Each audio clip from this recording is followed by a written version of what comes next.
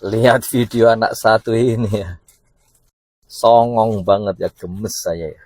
Anak kok sombong seperti itu. Kalau saya bilang kamu sekelas supir angkot dengan 6 penumpang doang. Kamu dipaksakan jadi super bus. Sebenarnya kamu itu nggak layak, Gibran.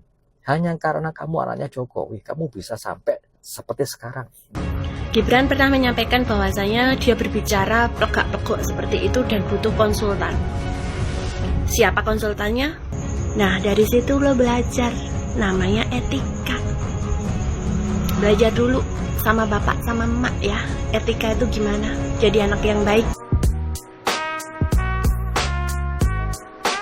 Assalamualaikum warahmatullahi wabarakatuh. Kembali lagi di channel Prayoga Muhammad. Gimana kabar kalian semua? Semoga baik-baik saja ya dan dilancarkan segala rizkinya. Nah teman-teman semua, kita akan membahas lagi tentang pernyataan dari Gibran yang mengatakan kepada wartawan ketika itu wartawan menanyakan tentang Pak Ganjar yang tidak mau masuk dalam kabinet Pak Prabowo, yang tentunya tidak mau dirangkul gitulah ya. Nah lalu jawaban dari Gibran sendiri banyak dinilai oleh para netizen, para masyarakat bahwasanya Gibran terlalu sombong dan songong. Dan juga banyak juga yang mengatakan bahwasanya ini kocak dan konyol. Kemarin bilang A, sekarang bilang B. Dan kali ini akan ada ya netizen yang panjang lebar mengkritiki Gibran ini. Nah teman-teman semua, yang kita tahu ya, pada saat ini di MK lagi menggugat keberadaan Gibran. Apakah nantinya Gibran akan tetap menjadi wakil presiden ketika Pak Prabowo ditetapkan oleh MK atau justru diganti dan ada pemilu ulang? Tentu ini yang kita tunggu-tunggu ya teman-teman semua, karena keputusan MK belum terjadi. Kita tunggu saja pokoknya. Oke teman-teman semua, kita lihat videonya. Yang menawari siapa? Siapa yang Lihat video anak satu ini ya. Songong banget ya, gemes saya ya. Anak kok sombong seperti itu. Ya. Gitu kok sekelas cawapres ngomong seperti itu. Yang nawarin siapa? Ganjar masuk kabinet. Kalau ditanya sama wartawan. Harusnya Gibran yang ngomong. Itu hak beliau. Kalau beliau tidak berkenan masuk dalam kabinet kami bila ditawarin oleh tim. Gitu harusnya jawab yang punya sopan santun seperti itu. Ya itulah karakter kamu, Gibran. Kalau belum waktunya dikarbit untuk jadi cawapres. Saya jadi ingat juga dengan sikapmu waktu debat dengan Pak Mahfud MD. Gini cari-cari jawaban katanya. Itu sombong banget, itu songong kamu itu, Gibran. Itulah karakter kamu sebenarnya. Meskipun kamu dalam sikap nunduk gini, it's nothing. Ya kan? Karakter kamu ya seperti itu, nggak menghargai orang. Ucapanmu itu merendahkan orang lain gitu sebenarnya. Itu. Dan kamu sangat bangga ya dengan kemenanganmu, Gibran. Padahal kamu itu kalau bukan anak Jokowi, kamu tuh nothing sebenarnya. Kamu bisa seperti ini karena Jokowi sebenarnya. Itulah. Mulai dari wali kota Solo. Itu sebenarnya ya, itu atas persetujuan approval Megawati sebenarnya. Privilege karena kamu itu seorang anaknya Presiden Jokowi sama ipar kamu itu. Yang mak bedunduk jadi wali kota Medan. Meskipun itu memang dipilih rakyat. Tapi kan kalian berdua bisa maju karena PDIP. Karena Ibu Megawati. Karena kamu anaknya Presiden Jokowi, itu saja. Itulah. Sombong banget. Itulah. Ya. Ya kan? Makanya lagi, Bram. Kamu itu jadi cawapres. Sudah penuh dengan riak. Gitu istilahnya. Dari mulai proses MK, pendaftaran KPU, semua institusi itu kena etik semua, kena norma dan etik. Gitu. Apa yang kamu banggakan, Gibran? Saya lebih bangga waktu kamu jadi penjual martabak. Itu menunjukkan kamu tuh mandiri, tidak memanfaatkan bapakmu, jabatan bapakmu sebagai seorang presiden. Aku lebih respect, terus terang, lebih respect dengan itu. Gitu loh. Sekarang sombong banget ngomongnya. Hei Gibran, kamu itu nothing kalau bukan anaknya Jokowi. Itu saja ya. Ya kan? Dari semua capres dan cawapres, itu mereka tuh penuh dengan perjuangan. Berpuluh-puluh tahun dulu berjuang. Ya kan? Cari pengalaman, cari track record yang bagus, yang mumpuni, agar bisa memimpin sebuah negara sebesar Indonesia. Kamu kan hanya wali kota. 2 tahun lagi, ya. Kalau saya bilang kamu sekelas supir angkot dengan 6 penumpang doang, kamu dipaksakan jadi super bus, jadi sopir 45 penumpang seluruh bangsa Indonesia. Itulah. Sebenarnya kamu itu nggak layak, Gibran. Hanya karena kamu anaknya Jokowi, kamu bisa sampai seperti sekarang ini. Gitu loh. Introspeksi dan lihat diri gitu loh, ya. Perbaikin terutama dengan kata-katamu, ya. Itulah. Ya. Itu saja. Assalamualaikum warahmatullahi wabarakatuh. Ya teman-teman semua, kemarin FNN menganalogikan Gibran sebagai supir angkot yang saat ini justru mau nyupir mobil trailer, kontainer ya, mobil besar. Kan nggak mungkin tuh, sama dengan halnya video ini. Gibran disamakan lagi dengan supir angkot yang mencoba untuk menyupir bus. Kan nggak mungkin tuh. Maksudnya wadahnya terlalu besar gitu ya, untuk kemampuannya yang masih minim. Dan benar sekali, memang karakter dari Gibran ini banyak banget akhirnya dikomentari oleh para netizen. Karena terlihat memang songong, sengak, dan tidak menghargai orang lain gitu loh. Kata-katanya seringkali seperti merendahkan orang lain. Oke teman-teman semua, ini lagi ada komentar dari netizen, kita lihat dulu videonya. Ya, ini saya nggak ngerti maksudnya itu apa. Mungkin Pak Ganjar ngelawak kali ya. Ngelawak dasmu Gibran, Gibran. Lagian, apa yang disampaikan Bang Aditya itu benar. Dalam kesempatan wawancara dengan Mbak Rosi Silalahi, Gibran pernah menyampaikan bahwasanya dia berbicara plegak-plegok seperti itu dan butuh konsultan. Siapa konsultannya? Dia jawab rahasia. Seharusnya seorang negarawan, karena lo sekarang jadi cawapres terpilih dengan Prabowo, harusnya kalau ditanya wartawan satu berhenti. Jangan menjawab pertanyaan wartawan sambil berjalan ataupun tergopoh-gopoh kayak orang sok sibuk. Hargai, hormati lawan bicaramu kalau lo punya etika. Yang kedua, jika berbicara ataupun berpendapat ataupun menyampaikan jawaban kepada para wartawan, dipikir dhisik kuwi sebuah lawakan atau memang sebuah proses. Yang mana kalau itu sebuah proses, berarti lo yang menertawakan, menyebutnya Pak Ganjar lagi ngelawak. Lo pikir itu tontonan lucu? Lo seorang negarawan, lo public figure, lo yang nantinya suatu saat kalau memang proses lo itu bener, lo bakal jadi wapres lo, mimpin jutaan ataupun ribuan juta masyarakat Indonesia lo. Lo mau disepelein kayak lawak, sekarang aja lo disepelein, katanya yang ngebully saya bla bla bla bla bla akan saya laporkan. Malah ngehujat orang, bilang lawak. Kalau itu lawakan, kenapa ada sidang MK? Kenapa Ketua DPR Puan Maharani mengesahkan hak angket? Lo takut karena lo yang terlibat dalam kasus tersebut. Justru yang lawak tuh lo sebagai orang public figure, cawapres, bicara lo plongah-plongoh. Dan kalau bukan pendukung lo yang ngebelain mati-matian sampai jungkir balik guling-guling kayak terenggiling, nggak bakalan lo 02 melambung tinggi.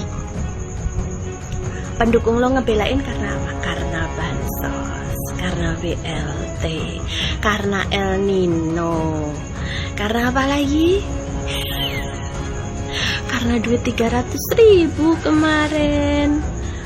Dan juga gue kasih tahu ya Gibran, apa yang disampaikan Pak Aditya itu benar, bahwa lu itu harusnya tahu bagaimana prosesnya jika memang itu sedang bermasalah. Lagi diproses, nanti kebenarannya itu bahkan terungkap. Nah, dari situ lo belajar, namanya etika. Belajar dulu sama bapak sama emak ya, etika itu gimana, jadi anak yang baik. Ya emang sulit sih ya kalau dari awal sudah tak beretik. Karena benar kata Pak Anies ya, etika itu tempatnya di atas. Jika atasnya tidak beretika, maka bawahnya pun akan mengikuti. Maka dari itu kita selalu berdoa ya untuk kedepannya nanti akan banyak gitu loh pemimpin-pemimpin yang benar-benar menjunjung tinggi etika. Karena itu dasar utama teman-teman semua. Ketika mereka sudah beretika, maka akan malu ketika ingin melakukan sesuatu hal yang buruk gitu. Kurang lebih seperti itulah ya. Nah teman-teman semua, kita lanjut lagi ke videonya. MK bukan melanggar mas, calon wapres bisa diterima apabila pernah jadi gubernur atau wali kota mas. Iya, Gibran sudah memenuhi syarat itu. Betul, Gibran itu sudah memenuhi syarat itu. Dia sudah jadi wali kota gitu kan. Nah masalahnya adalah persyaratan itu terpenuhinya setelah ada judicial review di Mahkamah Konstitusi yang disetujui oleh Hakim Mahkamah Konstitusi. Siapa ketua hakimnya? Anwar Usman. Siapa Anwar Usman itu? Pamannya Mas Gibran Raka Buming Raka. Jadi kalau tidak ada judicial review, tidak disetujui judicial review, artinya Mas Gibran nggak bisa nyalon gitu, nggak bisa daftar gitu. Kalau kita berandai-andai, andai Anwar Usman tidak jadi ketua Mahkamah Konstitusi, tidak menikah dengan tantenya Gibran, apa mungkin itu bisa terjadi? Mungkin tidak gitu. Coba aja diskualifikasi 02. 58% rakyat tidak akan tinggal diam. Habis kalian semua. 58% yang mana, bos? Sedangkan demo tandingan aja kalian nyari orang-orang goblok yang mau dibayar. Tengok aja nanti people power berjilid-jilid. Itu baru 58%. Tunggu aja waktunya ya. Tunggu habis puasa ya. Tunggu. Ya dari sini saja argumen 58% itu sudah terbantahkan ya. Intinya kita tunggulah, kita tunggu MK dulu bagaimana nanti keputusan akhirnya. Apakah pemilu ini akan diulang atau apakah Pak Prabowo akan menjadi pemenang dari pilihan presiden ini. Kita lihat saja nanti. Nah teman-teman semua, ini ya ada netizen yang bengis banget lah pokoknya, yang kata-katanya kasar banget untuk Pak Anies. Wanita, ada prianya juga. Tapi alhamdulillah sudah dibuatkan video untuk mereka ya. Ini coba kita lihat dulu videonya. Kok bisa dibodoh sama si Anies ya? Sama 01 mau masuk surga. Mana surganya? Itu sebatang biar rakyatnya itu maju ke Anies. Kami kalau aku api neraka bos. Pak Prabowo bos. Senggol dong. Kalau dibohong-bohong tuh masuk surga itu mana ada. Allah yang tahu semuanya. Kita masuk surga atau masuk api neraka. Allah yang tahu. Bukan Anies. Cuma dibohong-bohong. Kok Anda bisa dibodoh-bodohin sama si Anies? Rakyat Indonesia kok bisa dibodoh-bodoh sama si Anies? Kalau saya, sorry ya. Pendukung 01.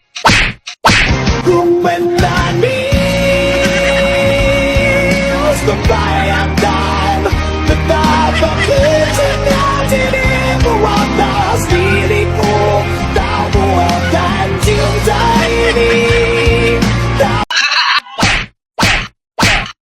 Ku menangis, membayangkan betapa kecilnya dirimu atas diriku, tak akan cinta ini. Ku menangis,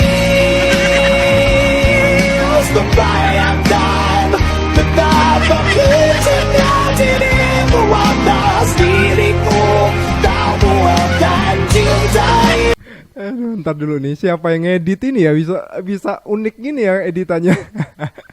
Mewakilkan perasaan kita semua gitu ya. Memang pedas sekali sih mereka ini kalau mengatakan Bapak Anies Baswedan ya. Aduh, kacau lah.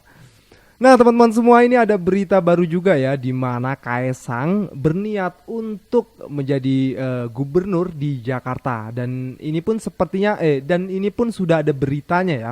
Lalu bagaimana tanggapan dari netizen? Kita lihat videonya.